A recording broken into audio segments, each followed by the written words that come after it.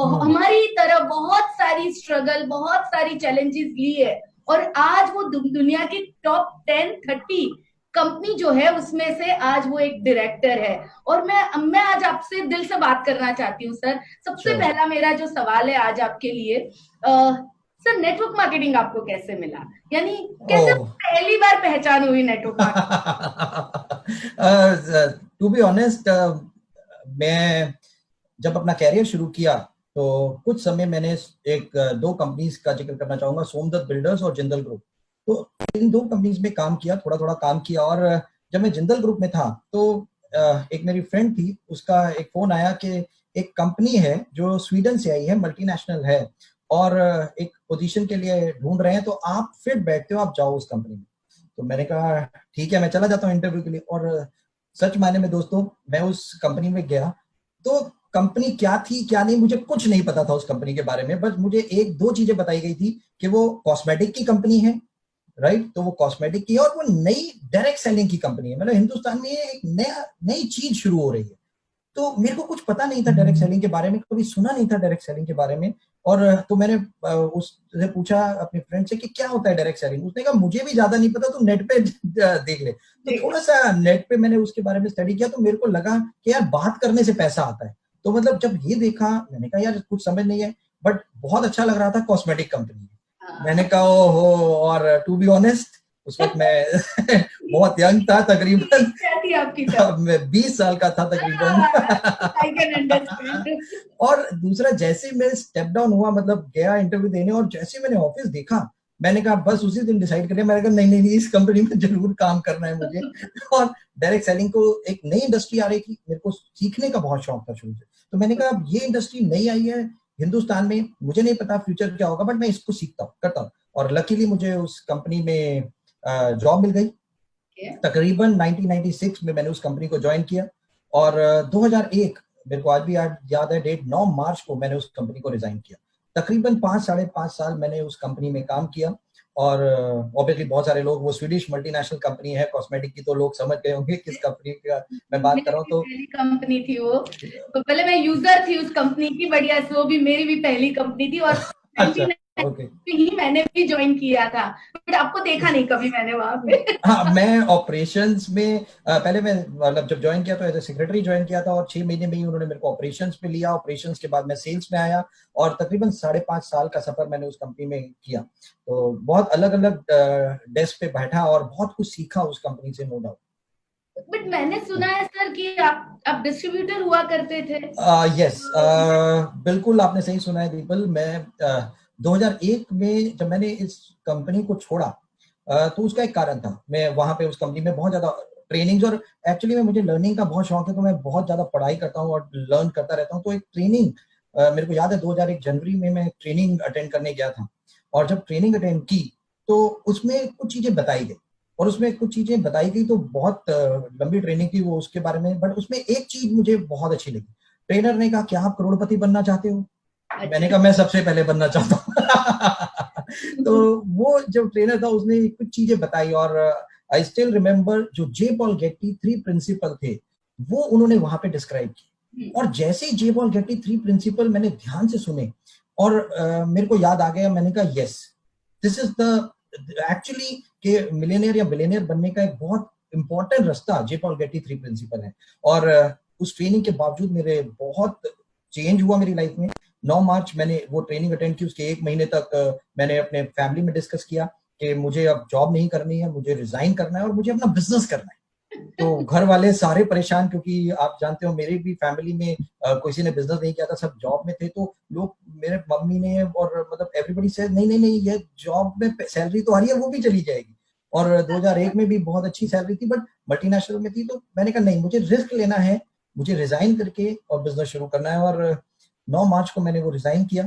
Okay. और उसके बाद जो आपने कहा बिल्कुल, 9 मार्च से लेके अक्टूबर तक मैंने अपना एक साइड काम, मतलब एक और बिजनेस शुरू किया, जो मेरे पार्टनर के साथ मैंने शुरू किया था। वो तो जैसा एमडी सर कई बार आप लोगों को बताते हैं कि जब मैंने वेस्टीज हम लोगों ने शुरू किया, उससे पहले मेरे पास C&F, धर्मपाल सत्यपाल या पैरी ग्रुप के C&F थे। तो वो कंपनी मैंने अप्रैल में शुरू की थी 2001 में अपने दोस्त के साथ, और आज वो उसको देख रहे हैं। तो तो अक्टूबर तक मैं उस कंपनी में थोड़ा था, बट अगस्त रादर, मैं अगस्त से बताना चाहूंगा, मेरी जिंदगी का सबसे बड़ा टर्निंग पॉइंट था अगस्त। मुझे पता चला कि एक कंपनी इंडिया में लॉन्च हो रही है, वो इंडियन कंपनी है, और उसके जो हेड है वो मिस्टर गौतम बाली है। ओके। और मैंने उनके बारे में सुना हुआ था, तो मैंने कहा ये कौन सी कंपनी है जिसमें मिस्टर गौतम बाली, क्योंकि मैं तब तक जानता था कि मिस्टर गौतम बाली सर भी किसी एक डायरेक्ट सेलिंग कंपनी में थे, तो मुझे पता नहीं था वो भी छोड़ चुके हैं। तो बट जब मुझे पता चला कि वो हेड है, मैं उस वक्त एक अपना बिजनेस तो कर रहा था, साथ में कोरियर का काम भी कर रहा था। तो मैंने मिस्टर उस कंपनी में एज अ कोरियर के लिए जाने का अप्रोच करने की कोशिश की मिस्टर गौतम बाली सर को, और मिस्टर गौतम बाली सर से जाके मिला और उनको बोला कि सर मेरे को सुनने में आया आप डायरेक्ट सेलिंग, ये कंपनी डायरेक्ट सेलिंग में लॉन्च कर रही है और आप इसके हेड हैं, तो आप अपने कोरियर का बिजनेस मुझे दे दीजिए। अच्छा। तो हाँ, और फिर मैंने उनसे डिस्कस किया कि मैं भी डायरेक्ट सेलिंग में रहा, तो उन्होंने मुझे बोला तुम क्या करना चाहते हो। मैंने कहा सर मैं बिजनेस करना चाहता हूँ। तो उन्होंने बोला तो आप इस कंपनी में क्यों नहीं शुरू करते। तो मैंने उनसे पूछा आप कब शुरू कर रहे हो कंपनी। तो उन्होंने बोला 28 अक्टूबर, मुझे आज भी डेट याद है, वो 28 अक्टूबर को इंडिया में लॉन्च हुई थी, 28 अक्टूबर 2001। और मैंने उसका ज्वाइन किया, मैं क्योंकि जानता था कि जे पॉल गेटी के 3 प्रिंसिपल, और शुरुआत से ही बता दीजिए ना, तो जरा के लोगों को भी ये बात समझ में आए कि ये 3 प्रिंसिपल कौन से आप कह रहे हैं, और व्यूअर्स प्लीज लिख लीजिए जो सर बोल रहे हैं जिसने उनकी लाइफ को चेंज किया। एब्सोल्युटली श्योर दीपल, और जे पॉल गेटी के 3 प्रिंसिपल बहुत इंपॉर्टेंट हैं, और वो उन्होंने यही कहा कि पहला प्रिंसिपल है कि अगर आपको ऑब्वियसली बिलियनियर बनना है या सक्सेस होना है, बहुत वेल्दी रादर होना है, तो आपको बिजनेस करना है। जॉब में लोग इतना पैसा नहीं कमा सकते, राइट, एक लिमिट होती है बेसिकली। और बिजनेस में हम देखेंगे कि तकरीबन 95 के 98% लोग आज जो बिलियनियर्स होंगे वो सब बिजनेस में ही होंगे। तो उनका पहला रूल था बिजनेस करो, राइट, उसमें सक्सेस बहुत बहुत ज्यादा है। दूसरा, किस चीज का बिजनेस करो, तो उन्होंने साफ बताया कि एफएमसीजी और ह्यूमन नीड, कि FMCG fast moving consumer good, आज देख लीजिए कि पूरा तकरीबन 400 करोड़ लोग अभी इस पृथ्वी पे लॉकडाउन है, बट ग्रोसरी आइटम एफएमसीजी खुली हुई है। ये बिजनेस, और ये एक इंपॉर्टेंट चीज जे पॉल गेटी की थी कि सेकंड प्रिंसिपल एफएमसीजी और ह्यूमन नीड का बिजनेस आपको करना है, ह्यूमन जरूरतों का। और तीसरा जो उनका सबसे इंपॉर्टेंट था कि उन्होंने कहा था कि जो भी बिजनेस आप करो उसमें 15% से कम काम आप करो, और 85% जो आपका काम है उस बिजनेस में लोग आपके लिए करेंगे, तो ऑटोमेटिकली आप एक सफल व्यक्ति बनोगे, यानी कि नेटवर्क। और यही चीज जो सबसे ज्यादा इंपॉर्टेंट मुझे समझ आई थी कि नेटवर्क क्रिएशन। और जब मैंने उठा के देखा, बहुत स्टडीज के बाद देखा कि वर्ल्ड में जितने सफल लोग हैं, चाहे आप मैकडोनल्ड की बात करो, कोस्टा कॉफी की बात करो, केएफसी, किसी की भी बात करो, वो सारे के सारे एक नेटवर्क, चाहे उसे आप फ्रेंचाइजी मॉडल कह लीजिए या कैसे कह लीजिए, बट डायरेक्ट सेलिंग जहां पे बिना कैपिटल नेटवर्क के आप कैसे मिलियनर बिलियनर बन सकते हैं। बस यही जे पॉल गेटी के 3 प्रिंसिपल जिन्होंने मेरी जिंदगी बदली। और एमडी सर के साथ मिलके 28 अक्टूबर को मैंने उस कंपनी को ज्वाइन किया, और 2004 ऑब्वियसली 2004 2 जून को जब हम लोगों ने वेस्टीज शुरू किया, उससे पहले मतलब 2001 28 अक्टूबर से लेके 2004 2 जून तक मैं एज अ डिस्ट्रीब्यूटर था। मैंने उस कंपनी में काम किया, और उसके साथ साथ उस कंपनी में ज्यादा काम नहीं किया, कम काम किया, तकरीबन 1.5-2 साल काम किया। बट उसके साथ साथ ही एक और मल्टीनेशनल कंपनी जो मलेशियन कंपनी थी जो इंडिया में आई, कुछ फॉरेनर्स के साथ काम करने का भी मौका मिला। बहुत सारे फॉरेनर्स थे मेरे अपलाइन, और चाइनीज मलेशियंस थे बेसिकली, और बहुत बड़ी कंपनी थी जो इंडिया में लॉन्च कर रही थी, उनके साथ मैंने भी थोड़ा सा 1-1.5 साल उनके साथ भी काम किया। तो तकरीबन 3-3.5 साल एज अ डिस्ट्रीब्यूटर मैंने काम किया, जो बहुत इंपॉर्टेंट चीज। और जो आज आप लोग देखते होंगे, जो प्रॉब्लम्स एज अ लीडर या एज अ नेटवर्कर या एज अ डायरेक्ट सेलर जो कई बार फेस होती है, वो दोस्तों हमने भी रादर मैंने वो सारी की सारी फेस, कैसे मीटिंग, कैसे ट्रेनिंग। दोनों में फर्क क्या है सर, जो जब आप डिस्ट्रीब्यूटर थे और आज जो आप एक कंपनी जो हमारी 15 साल हो चुकी है, अभी हम स्वीट 16 होने वाले हैं बहुत जल्दी, जो आप हेड कर रहे हो 2 करोड़ लोग एंड इंडिया की नंबर 1 कंपनी को हेड कर रहे हो, और आप एक बार डिस्ट्रीब्यूटर थे। सच सच दिल से बताओ। मैं 2 लाइनों में इसको आंसर दे दूंगा। पहला, दीपल और सारे वेस्टिजियन बहुत लकी हैं, पहली लाइन तो ये और दूसरा, जब वेस्टीज लॉन्च हो रही थी तो एमडी सर ने मुझसे पूछा दीपक आप क्या करना चाहोगे। तो अब तकरीबन 8 साल हो चुके थे मुझे, 8 साढ़े 8 साल हो चुके थे डायरेक्ट सेलिंग में, और मैं एज ए एम्प्लॉय भी रह चुका था और एज ए डिस्ट्रीब्यूटर भी रह चुका था, दोनों चीजें जानता था। तो मैंने एमडी सर को एक लाइन बोली थी, मैंने कहा सर मैं कभी एम्प्लॉय डायरेक्टर नहीं बनना चाहूंगा मैं केवल और केवल डिस्ट्रीब्यूटर बनना चाहूंगा, आप मुझे डिस्ट्रीब्यूटर बनाइए इस कंपनी में। बट एमडी सर ने कहा आपके पास जो एक्सपीरियंस है, और हिंदुस्तान को वो एक्सपीरियंस की जरूरत है, लोगों को एक्सपीरियंस की जरूरत है, क्योंकि आप वो सब चीजों झेल चुके हो, आपको पता है, आप दोनों जगह पे बैठ चुके हो और आप एक वही सही डिसीजन लोगे, क्योंकि आप गो थ्रू कर चुके हो as a leader, as a distributor क्या क्या फेस होता है। तो आप पॉलिसी से लेके हर चीज वैसे सोच के बनाओगे, इसलिए आपको डायरेक्टर बनना चाहिए। और ऑब्वियसली क्योंकि मैं बहुत प्रभावित था एमडी सर से, और उनके वर्ड्स में मना नहीं कर सकता था, और टास्क मैंने।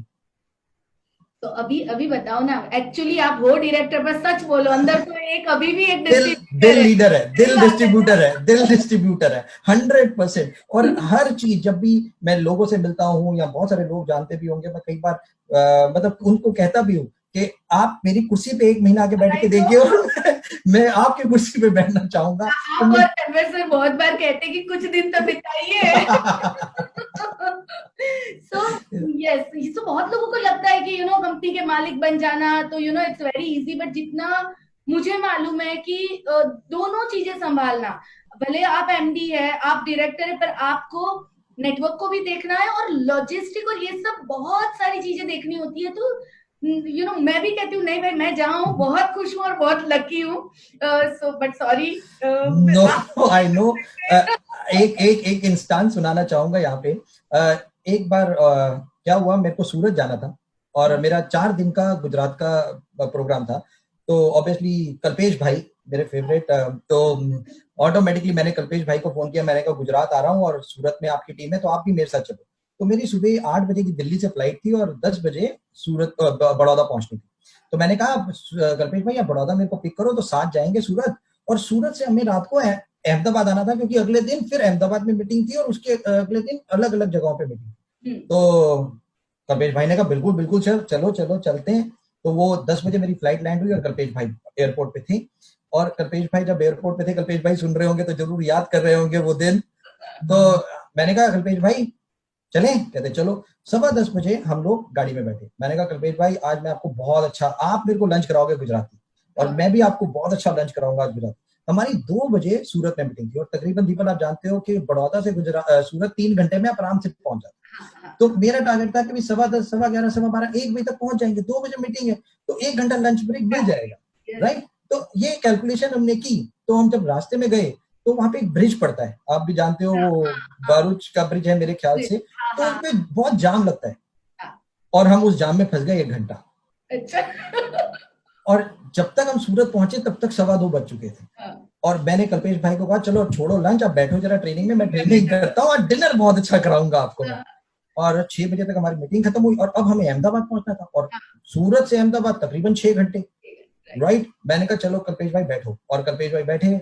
तो कल्पेश भाई बैठे और गाड़ी चल पड़ी। अब कोई रेस्टोरेंट आया, कल्पेश भाई मेरी शक्ल देखे, मैंने कहा अरे बेस्ट रेस्टोरेंट में आपको आज खाना खिलाऊंगा, चिंता मत करो आप। वो फिर थोड़ी देर बाद देखें, और ऐसे एक जगह हम फिर जाम में फंस गए। और वो जाम इतना था कि तकरीबन 2-2.5 घंटे लगा रहा, मतलब गाड़ी नहीं चल रही थी, और इतनी बड़ी प्रॉब्लम। अब कल्पेश भाई मेरी शक्ल देखें और मैं उनकी। तो मैंने कल्पेश भाई से एक चीज पूछी उस दिन, मैंने कहा कल्पेश भाई आपको क्या लगता होगा, आप सोचते हो कि कंपनी के डायरेक्टर, ये देखो ऐश, कभी फ्लाइट से इधर, कभी ये कभी वो। तो कल्पेश भाई ने बोला सच माने में आप सर पूछो तो यस, हम यही सोचते हैं। मैंने कहा आज मैं आपके साथ हूँ, सुबह 10 बजे से आपके साथ हूँ, और एक खाना, एक निवाला तक मेरे पास नहीं गया, एक सैंडविच वो इंडिगो की फ्लाइट में जरूर खाया था सुबह, और एक चाय पी थी, और अब तक आपके साथ हूँ। रात को 2 बजे मैंने कल्पेश भाई को उनके घर छोड़ा था, 3 बजे मैं होटल पहुंचा, और 6 बजे मैं दूसरी मीटिंग के लिए निकल गया। I know sir, I know, मैंने भी ये सब चीजें देखी है। एंड उसके बीच में आपके फोन जो चलते हैं, जो बैक में सब चलता रहता है, सो इट्स हेड्स ऑफ, यानी जो आप लोग कर रहे हैं वो लाखों लोगों की जिंदगियों को बदलने में ये आपकी जो मेहनत है वो आप देख रहे हो रिजल्ट क्या है इसका। वो बहुत प्राउड, बहुत खुशी होती है जब लोग इतना सक्सेस होते हैं। Yes sir. और एक चीज पूछना चाहूंगी, ये जो पूरी जर्नी रही, समझिए कि 1996 से लेके आज हम 2020 में है, ये जो जर्नी है पूरी, एक एक एम्प्लॉय से लेके डिस्ट्रीब्यूटर से लेके आज इंडिया की नंबर 1 कंपनी को हैंडल करना, क्या डिफिकल्टी आई सर? कुछ कोई दो तीन चीजें ऐसी जो आपको अभी तक याद है, यानी जब कोई रास्ता, यानी आपने कैसे रास्ता निकाला, क्या डिफिकल्टीज आई? मैं थैंक्स कहना चाहूंगा मेरे मेंटर, मेरे गुरु, मेरे एमडी सर मिस्टर गौतम बाली सर को। मेरे को बहुत अच्छा क्वेश्चन पूछा दीपक। और लाइफ में ये सब चीजें होती हैं। कई बार क्या होता है कि आप बहुत मोटिवेटेड होते हो, बहुत पॉजिटिव थिंकर होते हो, बहुत अग्रेसिव होते हो, सब होता है, बट लाइफ में कोई ऐसा मोमेंट आ जाता है जब आप टूट जाते हो, राइट? और मुझे वो दिन आज भी याद है। मुझे वो दिन याद है जब वेस्टीज को लॉन्च किया और तकरीबन 4 साल के आसपास का समय हो चुका था और तकरीबन हम 1 करोड़ के आसपास की महीने की सेल कर रहे थे टेंटेटिवली समवेयर, ऐसा कुछ टाइम था हमारा। एक दिन में टूट गया और मैं एमडी सर के पास गया। मैंने एमडी सर से पूछा, मैंने कहा एमडी सर मुझे एक बात का जवाब दो, हम क्या गलत कर रहे हैं? क्या सही कर रहे हैं मुझे सब पता है, बट गलत क्या कर रहे हैं मुझे नहीं पता। आप मुझे बताओ कि हम गलत क्या कर रहे हैं कि हमारा जो बिजनेस है वो टेक ऑफ क्यों नहीं हो रहा? 3 साढ़े 3 साल के आसपास चीज को हो चुका था और I still remember MD sir के वर्ड्स, वो आज भी मेरे कान में हैं। और मैं आप सब लोगों को दीपक के क्वेश्चन के माध्यम से बताना चाहूंगा, उन्होंने एक ही चीज बोली थी मुझे, दीपक समय। उन्होंने केवल एक चीज बोली थी, दीपक समय, बस। और ये समय कभी भी किसी के लिए भी एक जैसा नहीं रहता। आप अगर जो लगता है सही है आप कर रहे हो तो आपको कुछ इमीडिएटली चेंज करने की जरूरत नहीं है, गिव लिटिल टाइम। और मेरे को आज भी याद है उन्होंने कहा दीपक वेट एंड वॉच, जिन एकदम बदलेगा। और हम सब ऐसे ही बैठे हुए थे और एमडी सर ये बोल रहे थे और मैं रियलाइज कर रहा था यस। और दोस्तों आज वो लाइन मेरे कान में, मेरे ब्लड में, मेरे दिमाग में। और मैं यही कहना चाहूंगा, आजकल मैं चाणक्य की बुक पढ़ रहा हूँ और चाणक्य की स्टोरी के माध्यम से बता भी रहा हूँ लोगों को कि बहुत बड़ी चीज अगर आपको बनानी है तो वो ओवरनाइट नहीं बनेगी, उसके लिए थोड़ा समय चाहिए, राइट? चाहे आप कुतुब मीनार की बात करो, चाहे ताजमहल की बात करो, ग्रेट वॉल ऑफ चाइना, या एक नेटवर्क की बात करो, या एक बहुत बड़ी जो विजन एमडी सर का है 2025 टॉप 10, इतना बड़े विजन के लिए आपको धीरे धीरे धीरे धीरे धीरे धीरे ही आगे करना पड़ेगा। और यही जो टाइम था डिफिकल्टी, मैं कभी भी ऐसा नहीं हुआ कि नहीं यार नहीं होगा, मैं हमेशा कहता हूँ होगा। बट हाँ कई बार ऐसा होता है और मैं थैंक्स कहना चाहूंगा मिस्टर गौतम बाली सर को इस माध्यम से कि उन्होंने बहुत बहुत मोटिवेटेड फायर। और एक चीज बताना चाहूंगा, जब वेस्टीज लॉन्च हुई तो कंपटीशन होता था मेरा और एमडी सर का। आई नो, मुझे मालूम है वो मेरे से पूछते थे दीपक इस महीने कितनी ट्रैवल, मैं कहता था सर 20 दिन, वो कहते थे मैं 25 दिन। मुझे लगता था यार शिट बाय गॉड मैं क्या कर रहा हूँ। मैं मतलब वो इंस्पायर करते थे इतना ज्यादा कि वो और ज्यादा और फिर हमें लगती थी नहीं यार और आगे। He is amazing. मैं बताऊं दीपक सर हमारे भी मेंटर वही है, गुरु वही है। और आज से नहीं, जब से नेटवर्किंग में हम आए हमने बहुत सारी चीजें हमारी पिछली कंपनी में भी उनसे सीखी। जब हम वेस्टीज में आए, मैं छोटी सी चीज बताना चाहूंगी, मेरा और नीलेश का कॉन्फिडेंस पूरी तरह टूट चुका था। यानी हमें लग ही नहीं रहा था कि हम आगे जिंदगी में कभी भी कुछ कर पाएंगे। उनका एक सेंटेंस था, दीपल नीलेश तुम्हें नहीं मालूम है तुम्हारी वर्थ क्या है। Very true. और आज के दिन में भी जब भी हम अटकते हैं, कोई रास्ता नहीं दिखाई देता है, तो एक ही रास्ता दिखाता है, सर को फोन करो। Absolutely. You know we all are blessed कि हमारा लीडर जो है वो ऐसा है जो हम सबको रास्ता दिखा रहा है। और हम सब वो चीज को मान के उस पर चल रहे हैं। वो भी एक ही इज ऑल्सो ब्लेस्ड कि उनके पास आप जैसे और हमारे जैसे बहुत सारे लोग हैं जो उनको आंख बंद करके फॉलो करते हैं। True true, very true, very true. और एक जो मैं सवाल पूछना चाहूंगी सर, जो बहुत इंटरेस्टिंग सवाल है कि जो youth empowerment and women empowerment Vestige में आया, आई थिंक 2 साल से हम और काम कर रहे हैं। पहले हाँ बिल्कुल। और यूथ एम्पावरमेंट तो हमने शुरू किया बॉम्बे से। 22 अक्टूबर जो दिन था 2018, मेरे को आज भी याद है जब हम लोगों ने पहला यूथ एम्पावरमेंट किया। और उसके पीछे भी एक चीज बताना चाहूंगा, ये भी वो जो सर आपने जो शुरू किया ना, उसके बाद वेस्टीज में कुछ एक अलग ही तरह का माहौल बना। आपके उस डिसीजन से, या कहते कि उस विजन से बहुत सारे यूथ की और बहुत सारे महिलाओं की लाइफ में चेंज आया। कौन सी चीज ने आपको इंस्पायर किया, या इसके पीछे आपके दिमाग में क्या था सर? इसके दिमाग में आप याद करो कि वेस्टीज के जो प्रोडक्ट्स होते थे उस पे पहले स्पायरुलिना तो होता था, तो स्पायरुलिना की फोटो होती थी, ग्लूकोसामिन होता था तो हड्डियों जॉइंट्स की फोटोग्राफ होती थी। तो हमारे जो बेसिकली जो हमारे भी मतलब वेस्टीज की मैनेजमेंट के भी ऊपर हैं, बहुत सारे लोगों को ये नहीं पता, हमारे ब्रांड कंसल्टेंट हैं मिसेस समित, तो मैं थैंक्स करना चाहूंगा। वो एक प्रेजेंटेशन दे रहे थे, तो हम वेस्टीज की मैनेजमेंट बैठी हुई थी और उन्होंने कहा ये फ्यूचर जो, क्योंकि मैं बात बता रहा हूँ 2012 के आसपास की मेरे ख्याल से ये बात है, तो उन्होंने कहा फ्यूचर क्या है 2018 या 2020, और तब वो बात करते थे कि 2020 एक यूथ, एक यंग कंट्री कि 75% of the people will be below the average of age of 35। तो जब वो एक प्रेजेंटेशन दे रहे थे और उसमें उन्होंने कहा कि जब 2018 होगा तो जब ये फोटोग्राफ्स जो हैं, जब यंग कंट्री होगा तो आप क्या करो, तो ये फोटोग्राफ यंग कंट्री यूथ को पसंद आएगी या नहीं आएगी। तो तकरीबन 7-8 साल पहले वेस्टीज ने इसकी तैयारी शुरू कर दी, राइट। और आपने देखा होगा उस वक्त फिर हमने अपने प्रोडक्ट के ऊपर फोटोग्राफ्स चेंज की थी और यंग लड़के लड़कियों की फोटोग्राफ्स उन प्रोडक्ट्स पे आ गई थी, राइट। और जब हम लोगों ने देखा और डेटा जब हम लोग देखते थे और देखते थे कि हिंदुस्तान एक बहुत बड़ी कंट्री और उसमें यूथ के लिए एम्प्लॉयमेंट एक बहुत बड़ा इशू, एक बहुत बड़ा इशू था। तो एक यूथ को एक डायरेक्शन, और तकरीबन आज से 4 साल पहले एक मूवी भी आई थी उड़ता पंजाब, और उड़ता पंजाब ने जो यूथ को कैप्चर करके समझाने की कोशिश की थी और उन्होंने कहा था कि किस तरीके से अगर सही डायरेक्शन यूथ को नहीं मिली तो एक ड्रग एडिक्ट बनना, मतलब एक यूथ के लिए गलत रास्ते पे जाना भी बहुत बहुत बड़ा प्रॉब्लम होगा हिंदुस्तान के लिए। और उसी वक्त हम लोगों ने डिसीजन लिया कि अब ये टाइम है जब यूथ को एक समझाएं कि आपके पास एक एक डायरेक्शन दें कि आपके पास एक बहुत बड़ा, आप एंटरप्रेन्योरशिप के लिए बात करो।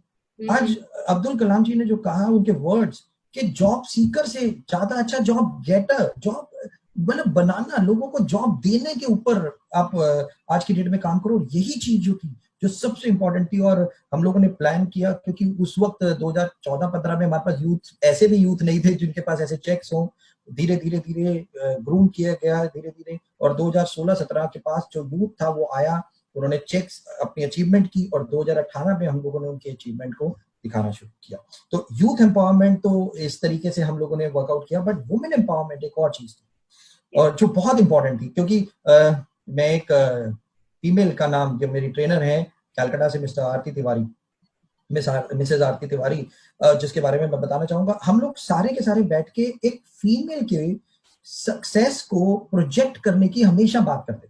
हम कहते थे वैफ जो अवार्ड फंक्शन होते हैं, तो अवार्ड फंक्शन में अक्सर क्या होता है, जो मेल्स होते हैं वो ज्यादा बोलते हैं, राइट। जो भी अचीवर्स होते हैं तो फीमेल एक या लाइन 2 लाइन बोल देती है और खत्म हो जाती है। तो जब हम ये सारी चीजें देखते थे, हम कहते थे कि फीमेल को एक रिकॉग्नाइज करना, फीमेल को प्रोजेक्ट करना, उसकी सक्सेस को प्रोजेक्ट करना। और आपको याद होगा हमने लीडिंग लेडी बुक जो 90, आप खुद एक लीडिंग लेडी में है, तो हमने कहा जब ये सक्सेस जो है फीमेल्स की, उसको दिखाना बहुत इंपॉर्टेंट है। और मेरे एमडी सर खुद बोलते हैं कि किसी कंट्री में अगर किसी की कंट्री को ग्रोथ चाहिए तो आज 2 ही चीजें हैं, एक यूथ और एक फीमेल। बहुत इंपॉर्टेंट है कि फीमेल को आगे बढ़ाना बहुत इंपॉर्टेंट है आज की डेट। और यही चीज जब आरती ने बताया कि कुछ इस तरीके से करते हैं जहां पे एक मोटिवेशनल, एक एजुकेशनल और एक रिकॉग्निशन, ये तीनों का कॉम्बिनेशन हम फीमेल के लिए करें। और मेरे को आज भी याद है कलकत्ता में हम लोगों ने ये प्रोग्राम किया से तकरीबन 1.5-2 साल हो चुके, और पहले ही प्रोग्राम में तकरीबन 3000 से ज्यादा फीमेल्स वहां पे थी। और मैं खुद हैरान था, मैंने मतलब इतना हमने भी एक्सपेक्ट नहीं किया था। और touch with by God grace, ये दोनों, जैसा आपने कहा बिल्कुल सही कहा, ये दोनों ने डायरेक्शन दी, एक फीमेल्स को भी, एक यूथ को भी, कि वेस्टीज में आके वो अपनी जिंदगी को कैसे बना सकते। यहाँ दो चीजों से क्या बदलाव आया, मैं जो मेरा व्यू से मैं बताना चाहूंगी कि यूथ लाने से जो बहुत सारे यूथ थे, जो मुझे याद है कि जब मैं बूट कैंप करती हूँ बहुत सारे यंग बच्चे आते हैं, सर इंजीनियर पढ़े लिखे हैं, एमबीए किया है, और पे पैकेज उनको देखो तो या तो और 3-3 साल का एग्रीमेंट लिखवाते हैं। बट वेस्टीज में ये होने के बाद उनको होप्स दिखने लगी कि नहीं, हम यहाँ पे भी पार्ट टाइम कुछ करके अपना फ्यूचर फुल टाइम बना सकते हैं। और वुमेन की बात करूं तो जो लीडिंग लेडी बुक और वुमेन एम्पावरमेंट ने वेस्टीज की वुमेन को एक अलग ही तरह का दर्जा दिया समाज में, जो जो मैं कहूँ कि इट्स लाइक उनके अंदर एक्चुअली उनके अंदर सब कुछ था, पर वो एक कॉन्फिडेंस की कमी थी। उनको लग रहा था शायद वो कहीं पे कुछ कम है, बट जब उनको स्टेज पे बुलाया गया, जब उनको मुकुट पहनाया गया, और जो वो उनकी फीलिंग, जो उनके जो सेल्फी, वो एक पूरी तरह से उनका दर्जा समाज में एक अलग हो गया। क्योंकि जो सेल्फी जब सोशल मीडिया में जाती है और जब उनकी पूरी फैमिली देखती है, तो दे फील लाइक यस, ये भी है। Absolutely, really we are proud कि हमने ये चीज की, और इसकी वजह से हमने इंडिया में वेस्टीज को एक नए लेवल पे हम ले जा पाए। और एक चीज मैं जो आपसे पूछना चाहती हूँ, और सर ये एज अ लीडर मैं आपको पूछना चाहती हूँ, सभी लोग सुन रहे हैं, और सर आप में, मुझे मालूम है आप में बहुत सारी चीजें बेस्ट है। अगर मुझे कहा जाए तो मैं बहुत सारी चीजें लिखवा सकती हूँ, बट मैं आपसे पूछना चाहती हूँ, आपको अपने आप में कौन सी चीजें स्पेशल लगती है, जो आपको सबसे अलग करती है? एक कहानी सुनाना, कहानी मतलब एक सच्ची बात बताना चाहूंगा। जब मैं पहली कंपनी डायरेक्ट सेलिंग में गया था, 1998 की बात होगी, हमारा एक बूट कैंप था। तो जब बूट कैंप था तो उसमें एक व्यक्ति था जो हमें गेम खिला रहा था। तो उस व्यक्ति ने बोला कि आप अपनी एक स्ट्रेंथ लिखो और एक अपनी वीकनेस लिखो। तो उन्होंने इस तरीके से गेम खिलाई, और उस वक्त जितने लोग बैठे थे, जितने भी उस कंपनी के एम्प्लॉय थे, सारे थे, और उन्होंने कहा आप अपनी वीकनेस को जग में जाहिर करोगे, मतलब इन सबके सामने बताओगे। अच्छा। हाँ, मतलब ये नहीं कि आपने लिख दी। ओके। तो आपको क्या करना था, आपको वो लिखना था और आपको सबको ये बात बतानी थी, और उसके बाद सारे लोग मिलके आपकी उस कमजोरी पे काम करेंगे। ये उनका तरीका था कि आपकी वीकनेस को ठीक करने। और मुझे अच्छी तरह याद है, वो मेरी एक वीकनेस थी। मैंने लिखा I am not a good listener. मैं तो उस वक्त मेरे को याद है, तो मैंने लिखा कि आई एम वेरी टॉकेटिव और not a good listener, very bad listener. तो उसके बाद ऐसा हुआ कि जब भी मैं कहीं कुछ भी बोलने लगता था, सामने वाला कहता चुप, good listener. Oh my God, तो पूरी कंपनी में वो मुझे गुड लिसनर बनाने के लिए लग गए। और बहुत ज्यादा, जैसे मैंने कहा, मेरे को पढ़ने का बहुत शौक है, कुछ वीडियोस देखने का या ट्रेनिंग्स लेने का। और मैं कोई भी ट्रेनिंग हो रही होती है वर्ल्ड में, तो मैं कोशिश करता हूँ उसका पार्ट बनूं। तो धीरे धीरे वो मैच्योरिटी आई। ऑब्वियसली आप समझ सकते हो, 20 साल का लड़का, 21 साल का, और आज उस मैच्योरिटी के कारण धीरे धीरे ना ही केवल रिस्पॉन्सिबिलिटी बढ़ी और आई, अकाउंटेबिलिटी बढ़ी। जब आप उस कुर्सी पे बैठते हो तो मैच्योरिटी आती है, और आपको सुनना, एक ऐसा पेशेंस बहुत चाहिए। ओहो, मैं एक वाकया बताना चाहूंगी। हम एक बार ऑस्ट्रेलिया गए थे पिछली कंपनी में, और बाली सर भी थे वहां पे। कोई तो चीज हुई, आई डोंट नो व्हाट, वो मुझे याद नहीं है। और मैं सर के पास गई, सर ऐसा हुआ, ऐसा हुआ, ऐसा हुआ, एज यूजुअल मैं उनको सब बता रही हूँ। सर कहते, दीपल सुनो, पहले शांति से सुनो। सर मैं समझ, पर ये आप अपनी वीकनेस बता रहे हो सर, मुझे आपकी स्ट्रेंथ सुननी तो यही, इसी वीकनेस पे मैंने काम किया। लीडर हो तो कौन सी चीज आपकी बेस्ट है? मेरे अंदर, मैं ये कहूंगा कि कोई भी एक चीज बेस्ट नहीं होगी, सारी चीजें बराबर होंगी।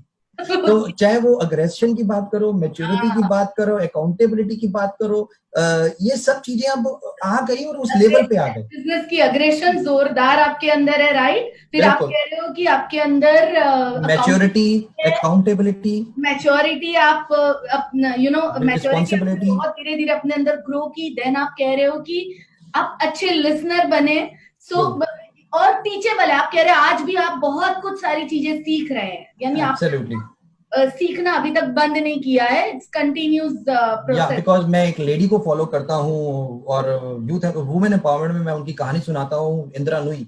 और वो हमेशा ही कहती हैं कि जो पढ़ाई है, मतलब टीचिंग जो है, या लर्निंग इज अ प्रोसेस, ये कभी खत्म नहीं होना चाहिए। ये एक प्रोसेस है जो लाइफ लॉन्ग ये चलना चाहिए। तो मेरे को बहुत अच्छा लगता है पढ़ाई करना, वीडियोस के द्वारा, बुक्स के द्वारा, आप लोगों से बस इसी तरीके से सीखते रहते हैं।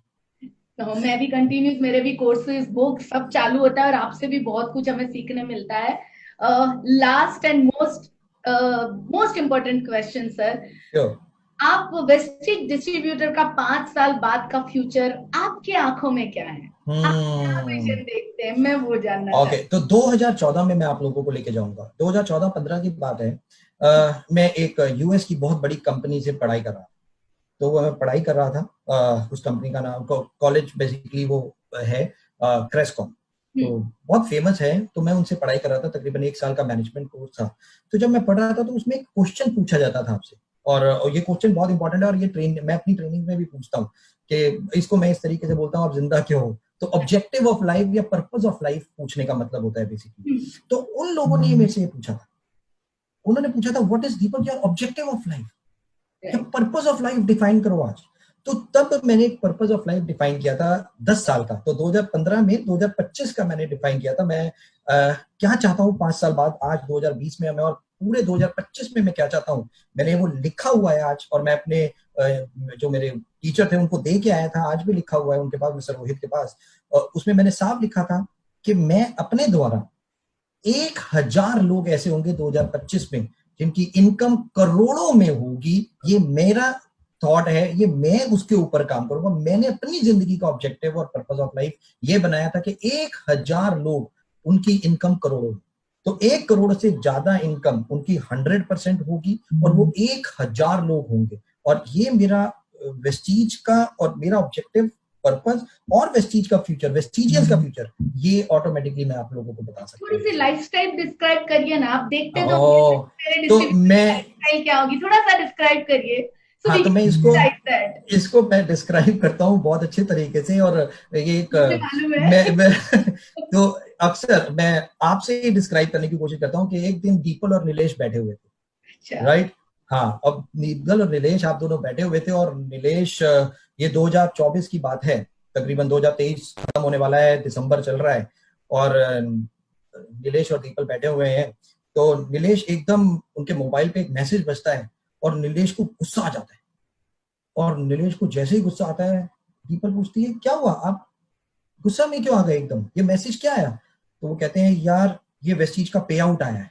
अच्छा। तो दीपल पूछती है वेस्टीज से पे आउट आया है तो इसमें गुस्से आने की क्या जरूरत है, मतलब आप गुस्सा क्यों रहे। अरे यार मैं क्या बताऊं, केवल आज 2.5 करोड़ का चेक आया है, जबकि मैं सोच रहा था 3 करोड़ का चेक होगा मेरे। मैं क्या कहा यार, क्या यार। दीपल तू एक काम कर, अपना बैग पैक कर, चल मैं भी पैक कर रहा हूँ, अपनी फरारी में बैठते हैं प्राइवेट जेट से स्विट्जरलैंड। मैं तो भाई 1 हफ्ते के लिए जा रहा हूँ, बस मैं नहीं काम करूंगा 1 हफ्ते, अपने प्राइवेट जेट में लेके जा रहा हूँ स्विट्जरलैंड, और तेरे को चलना है तो आ, नहीं तो मैं 1 हफ्ते काम नहीं करूंगा। ये फ्यूचर है। Yes, I can see it, and I think हर एक वेस्टिजियन की जो लाइफ है, आज से यानी 5 साल पहले की देखे और आज देखे तो उसमें बहुत फर्क है। और आगे के 5 साल में, जैसे मैंने, जब हमारा कार कार्निवल हुआ था तो मैंने एक चीज बोली थी कि हम जेट कार्निवल करेंगे। एब्सोल्युटली। जरूर वेस्टिजियन का, वेस्टीज हम एक जेट कार्निवल करेंगे। एंड बहुत मजा आया आपसे बात करके। लास्ट एक सवाल, सर कुछ एडवाइस हम लोगों को दे दो, कि हम वेस्टिजियन को कुछ एडवाइस दो कि एनीथिंग जो आपको लगता है जो आप हमें कहना चाहते हैं। यही 2 चीजें मैं कहना चाहूंगा श्योर, कि पहले, सबसे पहले जो मैंने सीखा, ऑब्जेक्टिव और पर्पस ऑफ लाइफ जरूर डिफाइन कीजिए, ये सबसे ज्यादा इंपॉर्टेंट। मैं बुक पढ़ रहा था चाणक्य की बुक पढ़ रहा था, और चाणक्य का भी एक ऑब्जेक्टिव ऑफ लाइफ था कि उन्हें हिंदुस्तान को एक बेस्ट राजा देना है। एक टाइम पे उनका ये ऑब्जेक्टिव ऑफ लाइफ था, पर्पस ऑफ लाइफ उन्होंने बनाया था कि मुझे, आज मैं अरुणिमा सिन्हा की वीडियो देख रहा था, उन्होंने एक लाइन कही थी जब वो माउंट एवरेस्ट पे पहुंच गई थी। उन्होंने जब अपने जो कोच था, उन्होंने कहा नीचे चलो अरुणिमा, आप मर जाओगे, ऑक्सीजन खत्म हो गई। उन्होंने कहा कोई फर्क नहीं पड़ता, because I have achieved my purpose of life, my objective of life. दोस्तों, जो मैं एक मैसेज देना चाहूंगा, जो सबसे ज्यादा इंपॉर्टेंट है, ऑब्जेक्टिव और पर्पस डिफाइन कीजिए। और दूसरी चीज जो मैं बोलना चाहूंगा, जो मैंने सीखी, कि कोई भी बहुत बड़ा काम अगर आप करने के लिए तैयार हो और करना है, तो वो हमेशा छोटे से ही शुरू होता है। वो छोटे से, होम मीटिंग, ऑब्वियसली अगर आप चाहते हो, चाणक्य ने चंद्रगुप्त मौर्य को इंडिया का नंबर 1 राजा बनाने के लिए वेश बदला था, और छोटी छोटी सभाएं की थी गांव गांव में जाके, और तब लाखों की सेना जोड़ी थी। दोस्तों, आपको भी छोटे छोटे 10-10, 5-5 लोगों की मीटिंग करते रहना पड़ेगा, और तभी बहुत बड़ा परिवार बनेगा। दूर नहीं, वेस्टीज 6 डिस्ट्रीब्यूटर से शुरू हुई थी, 6 डिस्ट्रीब्यूटर्स, और आज तकरीबन 2 करोड़ प्लस। तो एक लगातार कंसिस्टेंट रहना बहुत जरूरी है, कि गिव अप नहीं करना। और मैं एक लाइन बोलता हूं अपनी ट्रेनिंग में, जो काम आप कर रहे हो आपको लगता है अगर वो सही है तो उसे करते रहना। लोग यहाँ पे आपको खींचेंगे, पता नहीं क्या क्या बताएंगे, मतलब कहने की जरूरत नहीं है, बट वो आपको डीफोकस करेंगे। बट डीफोकस नहीं होना, फोकस रहिए, छोटा छोटा मीटिंग करते रहिए, बहुत बड़ा 100% बनेगा। सो बेसिकली आप ये कहना चाहते हैं कि कंसिस्टेंसी के साथ छोटे एब्सोल्युटली छोटे स्टेप्स जो हम ट्रू, लगातार लेते रहते हैं उससे हमें बड़ी सक्सेस मिलती है। Like very true, very true, right, मुझे लगता है जैसे 100%। आप कह रहे ताज बना या कुछ भी बना तो पहले तो एक एक छोटी छोटी जो एब्सोल्युटली रखते फर्स्ट थे स्टेप, वो कंसिस्टेंट। 20 साल 22,000 लोग रुके नहीं, ग्रेट वॉल ऑफ चाइना रुके नहीं, 3 पीढ़ियां खत्म हो गई, रुके नहीं। बट तो यही है कंसिस्टेंट, गिव अप नहीं करना, लगातार छोटा छोटा काम करना है, तभी एक ताजमहल बने। एब्सोल्युटली सर, बहुत मजा आया आपसे बात करके। एंड सच में मालूम ही नहीं पड़ा कि इतना सारा टाइम गया और इतनी सारी चीजें हमने सीखी। आई एम श्योर कि जितने भी लोग हैं उन्होंने भी सब चीजें इसमें से बहुत सारी चीजें सीखी होंगी। एंड मैं लोगों को ये कहना चाहूंगी, इस वीडियो को 2 से 3 बार